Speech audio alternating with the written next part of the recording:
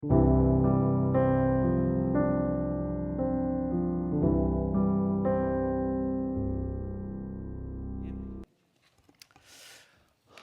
우리 금요기도에 나오신 우리 성도님들을 주님의 이름으로 환영하고 축복합니다. 오늘 마가복음 6장 1절에서 13절의 말씀을 가지고 시청과 교육이라는 그런 말씀의 제목으로 말씀을 전하도록 하겠습니다. 귀소 본능이라는 말이 있습니다. 고향을 그리워하고 되돌아가려는 본능을 말하는 게 바로 귀소 본능인데요. 서울이 고향이신 우리 성도님들은 체감이 덜 하시겠지만 저처럼 지방에서, 시골이 아니라 지방에서 이렇게 상경한 그런 분들에게는 고향이 정말 특별하게 느껴지실 겁니다. 어머니 품 같은 곳이고 언제 가도 따뜻하게 나를 맞아줄 것 같은 그런 곳이 바로 고향입니다. 그리고 어릴 적부터 신앙생활을 하신 우리 성도님들도 다 인정하시겠지만 또 특별한 게 고향교회입니다. 저도 20여 년 전에 이제 고향교회를 떠나서 서울에서 신앙생활을 하고 있지만 지금도 고향교회를 가면 제 마음에 각별한 그런 마음이 특별한 자리에 그런 서게 될 때가 많이 있습니다. 그래서 가끔 고향교회에 내려가면 그 자리에 앉아서 하나님 앞에 기도도 하고 또 이곳저곳을 걸어 다니면서 어릴 적의 추억을 그렇게 되짚어 보는 시간도 갖습니다. 그런데 그렇게 특별한 고향교회라도 그곳에서 설교를 해야 한다면 솔직히 좀 멈칫하게 될 것 같습니다. 왜냐하면 저는 어릴 적에 교회에서 이제 꾸준히 잘 자라긴 했지만 다른 한편으로는 정말 말썽 이런 말썽쟁이가 없었습니다. 심지어 초등학교 2학년 때는 교회에서 소화기도 한번 터뜨린 적이 있습니다. 네. 그래서 교환교회 가면 김대일 하면 말썽쟁이 이렇게 다들 생각하시기 때문에 제가 나이가 들었어도 그곳에서 말씀을 전할 때 뭔가 두려운 마음이 있을 것 같다는 생각을 해봤습니다. 제가 오늘 고향교회를 이야기를 꺼낸 것은 오늘 본문 속에 예수님께서도 고향에 방문하셨기 때문입니다. 그런데 예수님의 고향 방문은 차원이 다른 어떠한 의도가 있는 그런 방문이었습니다. 이제 이 말씀을 통해서 그 의미를 함께 찾아가 보고자 합니다. 자, 오늘 말씀을 보면 1절에서 이렇게 말합니다. 예수께서 거기를 떠나사 고향으로 가셨다. 자, 여기서 거기는 어디입니까? 바로 가버나움입니다. 가버나움에 오시기까지 여러 지역들을 다니시면서 이적과 기사를 행하신 후에 가버나움에서도 그런 사역을 마치시고 이제 고향 나사렛으로 오신 것입니다. 예수님은 베들레헴에서 태어나셨지만 실제적으로 30년 정도 이 고향 나사렛에서 사셨습니다. 그래서 이 베들레헴에서 태어났지만 고향을 이야기할 때는 나사렛이라고 말하곤 합니다. 자, 그런데 사실 예수님의 공생의 기간 동안 고향을 방문하신 것은 이번이 처음이 아닙니다. 누가복음 4장 16절에 보면 처음으로 고향인 나사렛에 방문하신 기록이 있습니다. 자, 예수님의 나사렛 첫 방문, 그때의 모습을 한번 살펴보고자 합니다. 먼저 예수님은 나사렛에 도착하셔서 회당에 들어가셔서 말씀을 전하셨습니다. 이 당시 회당은 종교적인 모임의 장소이면서 동시에 마을 공동체의 그런 중심지 역할을 했던 그런 공간입니다. 그래서 예수님도 그러셨고 바울도 그랬고 이 회당을 두루 다니면서 복음을 전하셨습니다. 복음을 전하기에 너무 좋은 그런 공간이죠. 자, 안식일에 이 회당에 사람들이 모이면 회당장과 랍비는 사람들에게 말씀을 전하였습니다. 그리고 종종 그 지역을 방문한 랍비들에게 강론의 기회가 주어졌는데 예수님도 기회를 얻으셔서 그 회당에서 말씀을 전하셨습니다. 그렇다면 예수님이 이 나사렛 첫 방문 시에 전한 말씀은 어떤 것이었을까요? 예수님은 먼저 이사야서 61장 1절과 2절의 말씀을 읽으셨습니다. 제가 이사야서 61장 1절과 2절 말씀을 제가 읽도록 하겠습니다.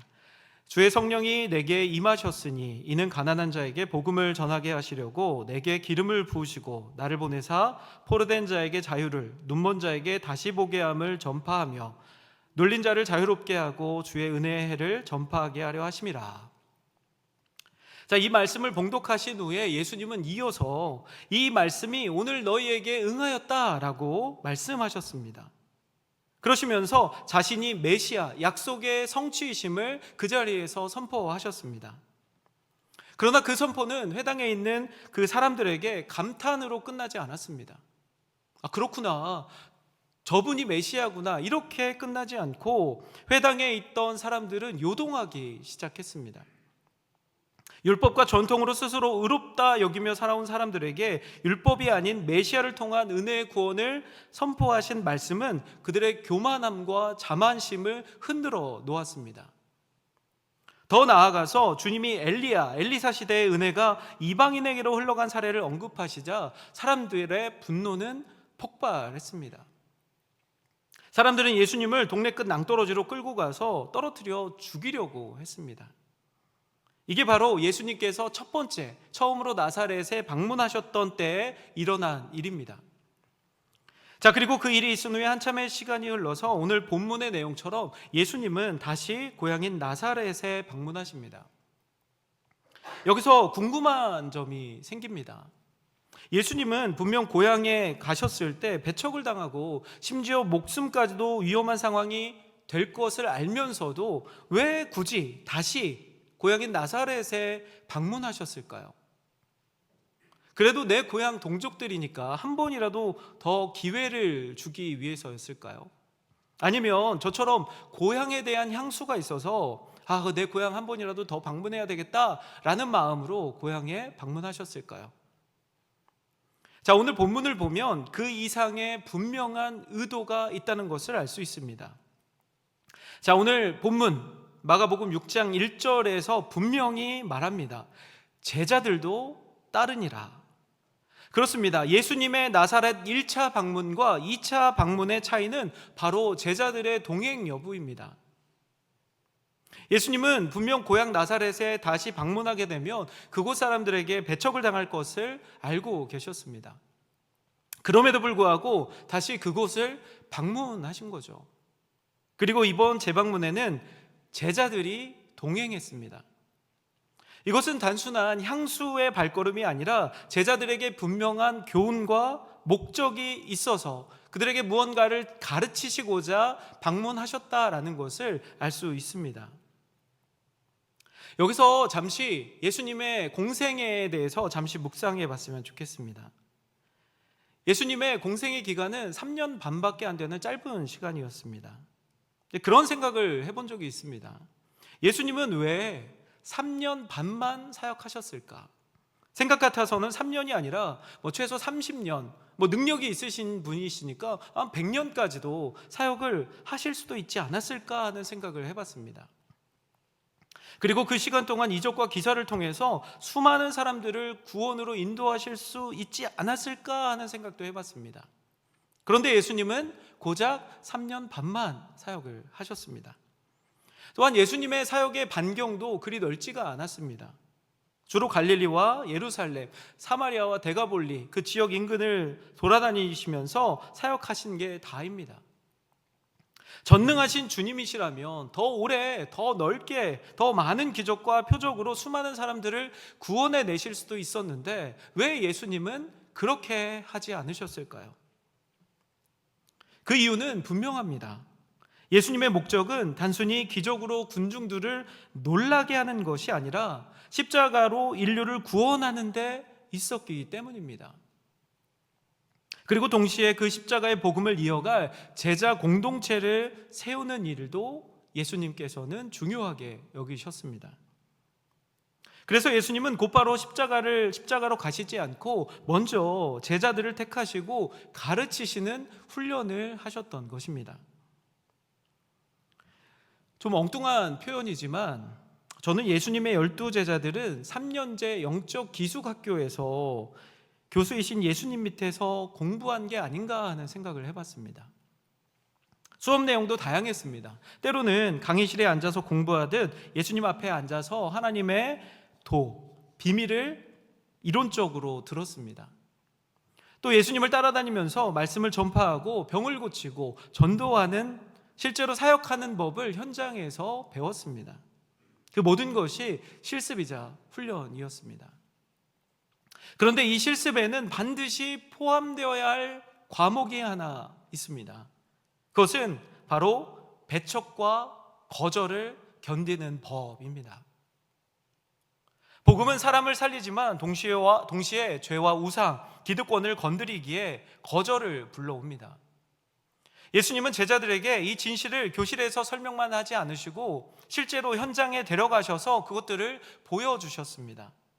그래서 다시 제자들을 데리고 나사렛으로 들어가신 것입니다. 비유하자면 이런 겁니다. 아마 군대를 다녀오신 우리 남자 성도님들은 다 동의하실 텐데, 훈련소에서 가장 힘들었던 훈련 중 하나를 뽑으라면 화생방 훈련을 뽑을 것 같습니다. 화생방 훈련은 전쟁 시에 화학과 관련된 그 전시 상황에 대비하기 위해서 이렇게 하는 훈련입니다. 화생방 훈련은 이렇게 진행됩니다. 조그만 방에 시에스탄이라는 것을 피웁니다. 그러면 그 연기가 그 방 안을 가득 채웁니다. 그리고 훈련병들을 방독면을 쓰게 하고 그 방으로 넣습니다. 넣는다고 표현하는 것은 진짜 다들 도살장에 끌려가는 그 강아지처럼 안 들어가려고 정말 노력하는데 어쩔 수 없이 나중에는 들어가게 됩니다. 처음에 그 방에 들어가면 방독면을 쓰고 있으니까 처음에는 그나마 좀 견딜만 합니다. 그런데 잠시 후에 이제 교관이 말하죠. 다 방독면을 벗는다. 그러면 이제 본격적인 고통이 시작됩니다. 방독면을 벗고 나면 이곳저곳에서 막 기침 소리, 발을 동동 구르는 사람들도 있고 소리를 지르는 사람도 있고 심지어 욕을 하는 그런 훈련병도 있습니다. 좀 더 지나다가 보면 막 교관을 밀치고 밖으로 나가는 그런 훈련병들도 있습니다. 그 안에 들어가면 진짜 제정신이 아니게 됩니다. 왜 그러냐면 그만큼 그 가스가 호흡기로 들어와서 너무 고통스럽고 그게 또 피부에 접촉되면서 피부가 너무너무 따갑기 때문입니다. 눈을 뜰 수도 없고 그 안에서 또 PT 체조도 합니다. 얼차려도 받습니다. 군가도 부릅니다. 그 시간을 다 보낸 후에 이제 밖에 나와도 그 후유증이 계속됩니다. 그걸 어떻게 좀 씻어보려고 얼굴에 물을 뿌렸다가 더 따가워져서 막 울굴불고 하는 그런 훈련병들도 본 적이 있습니다. 난리 이런 난리가 없는 게 바로 이 화생방 훈련입니다. 자, 그런데 이 화생방 훈련, 군인들에게 고통을 주는 그런 훈련을 왜 하는 걸까요? 그 이유는 실전에 대비하기 위해서입니다. 전쟁이 나면 언제든 겪을 수 있는 상황을 미리 경험해서 두려움 속에서도 방독면을 제대로 쓰고 견딜 수 있도록 훈련하는 것입니다. 예수님이 제자들과 함께 고향인 나사렛으로 가신 이유도 바로 이겁니다. 실제 전시 상황에 대비하기 위한 사전 체험 훈련이었던 것입니다. 예수님의 두 번째 나사렛 방문은 그래서 제자들을 위한 영적 훈련이었습니다. 제자들을 세상 가운데로 보내시기 전에 얘들아, 나를 따라다니면 박수와 환호성만 있는 줄 아니? 너희들이 좋아할 일들만 기다릴 줄 아니? 아니야. 복음을 위하여 너희들이 가는 곳들에서 너희는 지금 내가 받은 것처럼 멸시도 받게 될 거고 핍박도 받고 조롱도 받게 될 거야. 그러니 마음에 준비를 늘 하고 있어야 돼. 그리고 포기하면 안 돼. 이걸 알려주시고자 제자들을 직접 시청각 교육의 장으로 데려가신 것입니다. 자, 그렇다면 나사렛 사람들은 왜 그렇게 예수님을 심하게 거부했을까요? 저는 어릴 적에는 누가복음에서도 마가복음에서도 예수님이 말씀하신 것처럼 그저 선지자는 고향에서 환영을 받지 못한다 정도로만 이해했었습니다. 충분히 그럴 수 있죠. 어릴 적부터 봐왔고 어떤 삶을 살았는지 다 알기 때문에. 그러나 그렇다고 하기에 예수님의 첫 번째 방문 때 그 반응은 너무나도 큰 지나친 반응이었습니다. 예수님을 죽이려고까지 했던 그 반응. 자, 이렇게 성경은 그 이유를 두 가지로 보여주고 있습니다. 먼저 첫 번째는 익숙함에서 오는 업신여김입니다. 본문 3절은 이렇게 시작합니다. 이 사람이 마리아의 아들 목수가 아니냐. 나사렛 사람들은 예수님을 마리아의 아들이라고 칭하였습니다. 이 당시 유대인들은 아무리 아버지가 일찍 돌아가셨어도 자녀를 칭할 때 아버지의 이름을 붙였습니다. 그러니까 지금 예수님을 향해서 요셉의 아들 예수라고 부르는 것이 예의인 거죠. 그런데 본문에서는 요셉의 아들이 아니라 마리아의 아들이라고 부르는 것을 알 수 있습니다. 이것은 예수님을 과부의 아들, 아비 없는 자식이라고 비하해서 부르는 것과 같습니다. 거기서 끝이 아닙니다. 목수라는 직업까지 들먹이면서 예수님을 폄하하고 있다는 것을 알 수 있습니다. 나사렛 사람들은 예수님을 너무나도 잘 알고 있었습니다. 30년을 가까이 살았으니까 집에 숟가락이 몇 개인지까지 알 수 있을 정도가 아니었을까. 본문 3절을 보면 사람들은 예수님의 형제 이름까지 다 알고 있을 정도였습니다. 그런데 그들에게는 그 잘 아는 것이 문제였습니다. 잘 안다는 것이 시작이 되어서 그들은 예수님에 대해서 선입견을 갖게 된 것입니다. 과부의 아들이며 몫으로 집집마다 수리를 다니던 평범한 사람이라 단정해 버린 거죠. 그들은 나사렛이라는 시골 마을 출신의 비천한 목수가 하나님의 구원의 대행자가 된다라는 것을 믿을 수가 없었습니다. 자, 나사렛 사람들이 예수님을 배척한 이유 첫 번째, 방금 전에 소개해 드린 것처럼 익숙함을 통한 선입견 때문이었습니다. 자, 그렇다면 두 번째는 무엇일까요? 두 번째는 앞에서 언급했듯 복음 자체에 대한 거절입니다. 나사렛 사람들은 예수님이 전한 복음을 받아들이지 않았습니다. 자신들은 율법과 전통으로 구원을 향해 나아가는데 갑자기 메시아를 통한 은혜의 구원을 이야기하는 것입니다. 그리고 그 메시아가 예수님 자신이라고까지 이야기하는 것입니다. 거기에 이들에게 굉장히 예민한 은혜가 이방인에게까지 흘러간다고 하니까 민족적으로 또 종교적으로 특권 의식에 사로잡혔던 이들은 도저히 그것들을 받아들일 수가 없었습니다. 여기서 우리는 한 가지를 배웁니다. 잘못된 정답이 우리를 막을 수 있다라는 겁니다. 우리는 배우고 익히면서 정답을 많이 안다라고 생각합니다. 나는 교회 다니니까 구원받겠지. 내 생각에 하나님은 이러실 거야. 이 정도는 죄가 아니야. 우리는 때때로 내가 만든 기준으로 하나님을 재단합니다. 그리고 은근슬쩍 세상의 기준을 교회로 가져오는 경우들도 많이 있습니다. 제가 앞서서 어릴 적에 교회에서 말썽을 많이 부렸고 심지어 교회 소화기도 터뜨렸다고 말씀을 드렸습니다. 그 소화기를 터뜨리게 된 사건은 저의 앓매에서 시작되었습니다. 초등학교 2학년 때로 기억합니다. 교회 오후 예배가 끝나면 부모님은 늦은 시간까지 성가대 연습을 하셨습니다. 그러면 저랑 저 여동생은 한없이 그 성가대 연습이 끝날 때까지 교회 이곳저곳을 누비면서 재밌게 놉니다. 그러다 어느 날 제 눈앞에 소화기 하나가 들어왔습니다. 갑자기 그런 생각을 했습니다. 소화기 안전핀을 뽑고 손잡이를 누르면 호스 안에서 물이 나오겠지. 저는 불을 끄는 거는 물밖에 없다라고 생각했었습니다.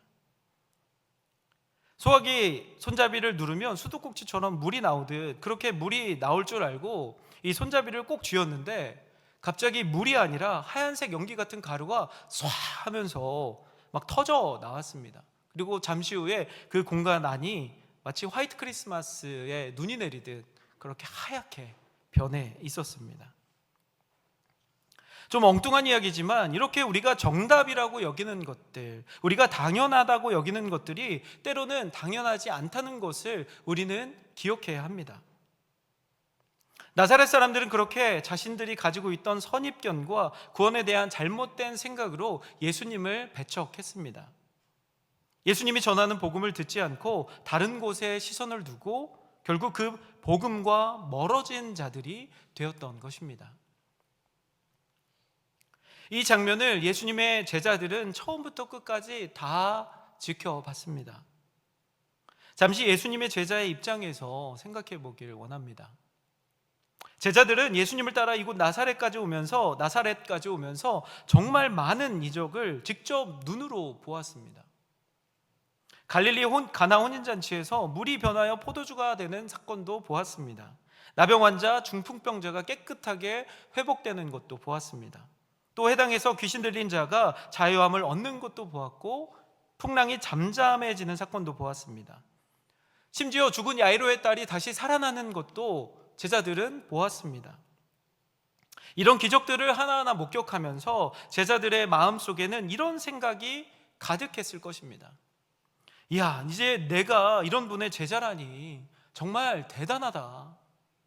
이제 예수님과 함께라면 못할 것이 없다. 우리가 가는 곳마다 박수갈채와 환영이 쏟아지겠구나. 아마도 자랑스러운 마음, 뿌듯한 마음, 기대감이 가득가득 차 있었을 겁니다.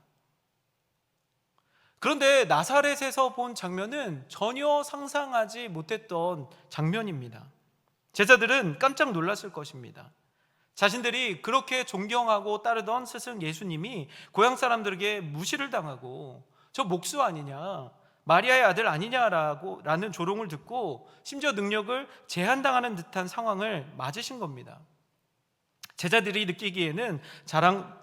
느끼기에 자랑스러움은 사라지고 어느새 당혹과 혼란의 마음이 들지 않았을까 싶습니다. 그러나 이것이 예수님이 의도하셨던 교육이었습니다. 복음의 길에는 박수와 환호만 있는 것이 아니라는 것, 때로는 가장 가까운 사람들에게조차 외면당할 수 있다라는 것, 그러나 그 길이 여전히 하나님의 뜻을 이루는 길이라는 것을 제자들에게 가르치고 계셨던 것입니다. 그리고 바로 이런 교육이 다 끝났을 때 이제 본문 7절에서처럼 이제 처음으로 예수님은 제자들을 둘씩 짝지어서 파송하십니다.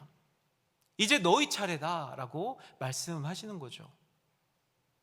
나사렛에서 본 경험은 제자들에게 단순한 충격이 아니라 앞으로 자신들이 겪게 될 사역의 현실임을 미리 예수님은 시청과 교육으로 보여주셨던 것입니다. 우리 사랑하는 성도 여러분, 우리도 제자들과 같을 때가 있습니다. 예수님을 따르면 인생이 술술 풀릴 것 같고 다 잘 될 것 같은 기대를 갖게 됩니다. 그런데 현실은 그렇게 되지 않을 때가 너무 많습니다. 오히려 오해를 받고 조롱을 받고 믿음 때문에 불편한 자리에 서게 될 때도 있습니다. 그러나 그것이 실패가 아니라 바로 제자도의 길이라는 것을 우리는 기억해야 합니다. 주님은 오늘도 우리에게 말씀하십니다. 나를 따라오려거든 자기를 부인하고 자기 십자가를 지고 나를 따르라. 배척과 고난은 주님의 길을 따르는 자의 몫입니다. 그러나 동시에 주님은 우리를 혼자 두지 않으십니다. 제자들에게 그러셨듯이 권능을 주시고 또 동역자를 붙여주시고 끝까지 우리와 함께 하십니다. 가장 가까운 가정에서부터 직장과 학교 그리고 교회도 마찬가지입니다. 때로는 예수님의 제자로 사는 삶이 쉽지 않습니다. 어려움이 다가올 때도 너무 많이 있습니다. 그러나 우리는 포기하지 않아야 합니다.